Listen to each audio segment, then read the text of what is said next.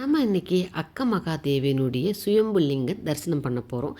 இது எங்கே இருக்குதுன்னு கேட்டிங்கன்னா, ஸ்ரீசைலம் உங்களுக்கு கிருஷ்ணா நதிக்கரையோரம் அமைந்திருக்கும். அக்கமாதேவி குகைன்னே இருக்கும். ஸ்ரீசைலத்துக்கு போனதுக்கப்புறம் ஜோதிலிங்க தரிசனம் பார்த்துட்டு அதுக்கப்புறம் நீங்கள் பயணம் பண்ணால் தான் இந்த அக்கமாதேவி குகையை நீங்கள் வரலாம். நிறைய பேர் இந்த குகையை மிஸ் பண்ணிடுவாங்க. கண்டிப்பாக ஸ்ரீசைலத்துக்கு போனால் இந்த அக்கமகாதேவியுடைய குகையை பாருங்கள். ஏன்னா இங்கே தான் அவங்க 12 வருடம் தனிமையிலிருந்து தியானம் பண்ண இடம். இந்த இடத்துல தபஸ் பண்ணது சொல்லுவாங்க. இந்த இடம் தான் அவ்வளோ அருமையாக இருக்கும். அந்த கிருஷ்ணா நதிக்கரையோரமாக இந்த இடம். நாங்கள் போகும்பொழுது அந்த குளுன்னு காற்றும் அந்த கிளைமேட்டும் அவ்வளோ அருமையாக சந்தோஷமாக இருந்துச்சு. இந்த இடத்துல நாங்கள் போய் பார்க்கின்ற பொழுது அதை திகம்பரமாக ஒரு பெண் 12 வருட காலம் தன் குருநாதரை தேடி இந்த இடத்துல பாருங்கள், அந்த சிலை தெரியுதுல, அந்த சிலையின் கீழே தான் அவங்களுடைய சுயம்பு லிங்கம் இருக்குது. அங்கே அவங்க தியானம் பண்ணிக்கிட்டு இருந்தாங்க. அந்த தியானம் பண்ண அந்த லிங்கத்திலே அப்படியே ஐக்கியமாட்டதாக சொல்கிறாங்க. இதுதான் அந்த சிலா தோரணம்.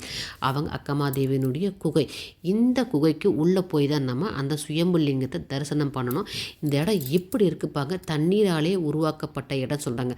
தண்ணீர் நிறைய பாறைகள் அரிக்கப்பட்டதுனால இப்படி இந்த பாறைகள்லாம் அப்படி இருக்குன்னு அங்கே நமக்கு கைடு சொல்லிக்கிட்டு இருந்தார். அந்த கைடே இந்த வரலாறெல்லாம் சொல்லுவார். அக்கமகாதேவி எப்படி வந்தாங்க இந்த இடத்துக்குன்னு. இதுதான் அவங்க தியானம் பண்ண குகை. இதுக்குள்ளே நம்ம போய்கிட்டே இருக்கணும். நின்று போகிற மாதிரி இருக்கும், அப்புறம் குனிஞ்சு போகிற மாதிரி இருக்கும், அப்புறம் உட்காந்து போகிற மாதிரி இருக்கும், அப்புறம் தவழ்ந்து போகிற மாதிரி இருக்கும். ஸ்ட்ரெயிட்டாக போய் நம்ம நேராக வலது பக்கம் திரும்பினா அந்த கார்னரில் ஒருத்தர் ரைட் அடிச்சுட்டு இருப்பார். ஏன்னா அப்போ தான் உங்களுக்கு அந்த ஒளியில் தான் உங்களுக்கு சுயம்புலிங்கமே தெரியும். ஏன்னா அந்த இடம் ஃபுல்லாக இருட்டாக இருக்கும். கொஞ்சம் யோசிச்சு பாருங்கள். லைட் இல்லைன்னா இங்கே ஒன்றுமே பார்க்க முடியாது. ஃபுல்லாக அந்த லைட் வெளிச்சம். அவங்க டார்ச் லைட்டு செல் லைட்டு வச்சு தான் பார்த்துட்டு இருந்தாங்க. நாம் இப்போது சுயம்புலிங்கத்தை தரிசனம் பண்ண போகிறோம். சூப்பராக இருக்கும். அவ்வளோ சந்தோஷமாக இருக்கும் இந்த சுயம்புலிங்க தரிசனம். குட்டியாக அழகாக இருக்கும். அந்த லிங்கத்தை நம்ம தொட்டு ஸ்பர்ச தரிசனம் பண்ணலாம். இந்த இடத்துல மேலே அவங்களுக்கு தானாகவே அபிஷேகம் பண்ணுற அளவுக்கு மேலே 2 இடத்துல டாட்டாக ஒவ்வொரு ட்ராப்பாக தண்ணி விழுந்துகிட்டே இருக்கும். அது எங்கேருந்து வருதுன்னே தெரியாது.